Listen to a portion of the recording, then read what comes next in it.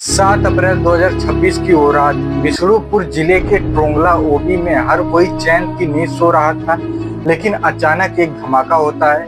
एक घर पर बम गिरता है और दो मासूम जिंदगियां, एक 5 साल का बच्चा और एक 6 महीने की बच्ची हमेशा के लिए सो जाते हैं। यह केवल एक हमला नहीं था, यह उस जख्म पर नमक छिड़कने जैसा था जो पिछले 3 सालों से मणिपुर की छाती पर हरा है।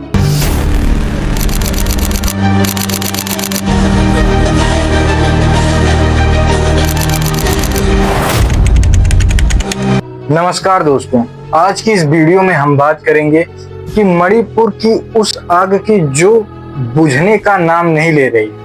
मई 2023 से शुरू हुआ यह जातीय संघर्ष अब मई 2026 में एक नए और खतरनाक मोड़ पर आ चुका है। मणिपुर का भूगोल इसकी समस्या की सबसे बड़ी जड़ है।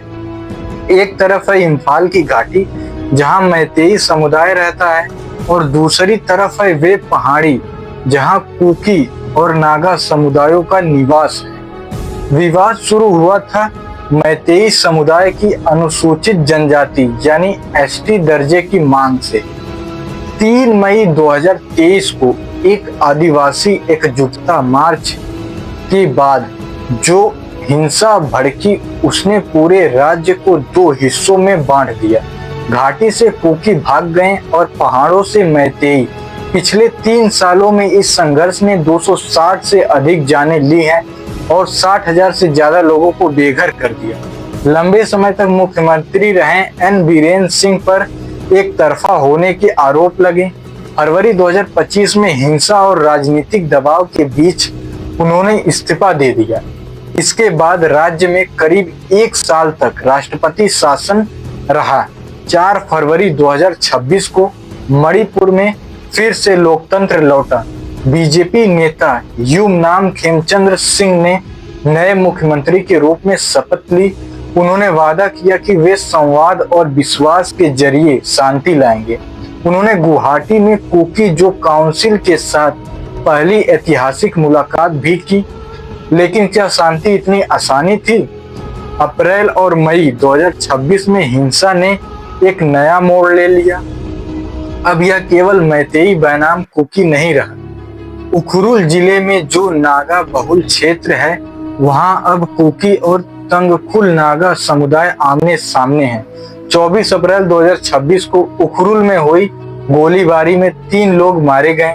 नागा विलेज गार्ड्स और कुकी सशस्त्र समूहों के बीच लगातार झड़पें हो रही हैं। हालात इतने खराब हैं कि सेना केथई जैसे गांव में लोग अंधेरे में छिपकर रात काट रहे हैं ताकि उग्रवादियों की गोलियों से बच सकें। इस पूरे संघर्ष के बीच न्याय की लड़ाई देश की सबसे बड़ी अदालत सुप्रीम कोर्ट तक पहुंच गई।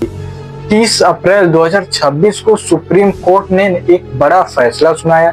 पूर्व मुख्यमंत्री एन बीरेन सिंह से जुड़े एक कथित ऑडियो क्लिप की नए सिरे से फॉरेंसिक जांच के आदेश दिए गए हैं। इस ऑडियो में कथित तौर पर हिंसा भड़काने की बातें हैं। हालांकि इसकी सच्चाई जांच के बाद ही साफ होगी, लेकिन इसने मणिपुर की राजनीति में तूफान खड़ा कर दिया है। आज भी 60,000 से ज्यादा लोग राहत शिविरों में रहने को मजबूर हैं। शिविरों में ना तो ठीक से पानी है, ना दवाइयाँ और ना ही बच्चों के लिए स्कूल। इसी तरीके से छोटे छोटे कमरों में कई लोग और कई परिवार जीवन जीने को मजबूर है। इसी में इनका सोना भी है, इसी में इनका खाना भी है और साल भर से यही इनकी जिंदगी है। आप देख सरकार ने दावा किया है कि 93% विस्थापित बच्चों का स्कूल में नाम लिखा दिया गया है, लेकिन हकीकत में सुरक्षा के डर से वे स्कूल नहीं जा पा रहे। मणिपुर का आखिर भविष्य क्या होगा? मई 2026 में मणिपुर एक दोराहे पर खड़ा है। नए मुख्यमंत्री युमनाम खेमचंद्र सिंह कहते हैं कि समुदायों को भूलना होगा और माफ करना होगा, लेकिन टोंगला ओबी में मारे गए उन 2 मासूम बच्चों के माता पिता के लिए क्या इंसाफ होगा? क्या पहाड़ों और घाटी के बीच का अविश्वास कभी खत्म हो पाएगा?